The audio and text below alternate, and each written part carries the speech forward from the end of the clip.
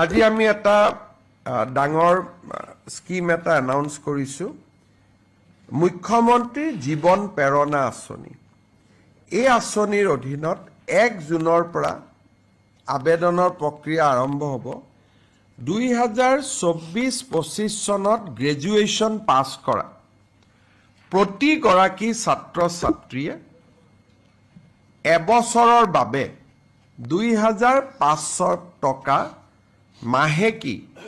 তেওঁলোকে লাভ কৰিব যাতে ইন্টাৰভিউ আদিত তেওঁলোকে এপিয়াৰ হ'ব পাৰে মুখ্যমন্ত্ৰী জীৱন প্ৰেৰণা এই আঁচনিখন আজি কেবিনেটে অনুমোদন জনাইছে 1 তাৰিখৰ পৰা এই আঁচনিখনৰ আবেদনৰ প্ৰক্ৰিয়া আৰম্ভ হ'ব 1 জুনৰ পৰা আৰু এই আঁচনিখনৰ সুবিধা লবৰ কাৰণে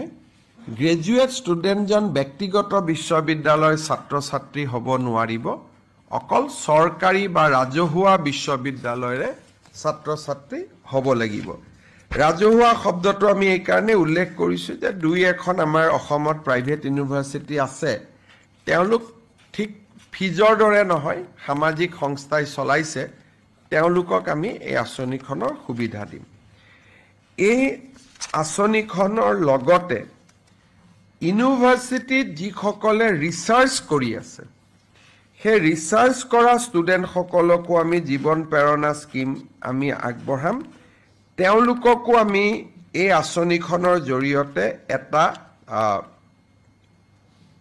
এককালীন সাহায্য আমি আগবঢ়াম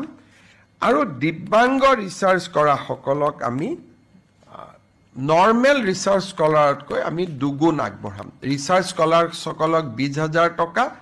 আৰু দিব্যাংগ ৰিচাৰ্চ স্কলাৰ সকলক আমি 40,000 টকা আগবঢ়াম আমি আজি কেবিনেটত লোৱা গুৰুত্বপূৰ্ণ সিদ্ধান্তসমূহৰ ভিতৰত এইখিনি মূলতঃ আছিলে আৰু এটা আমি দূৰদৰ্শীভাৱে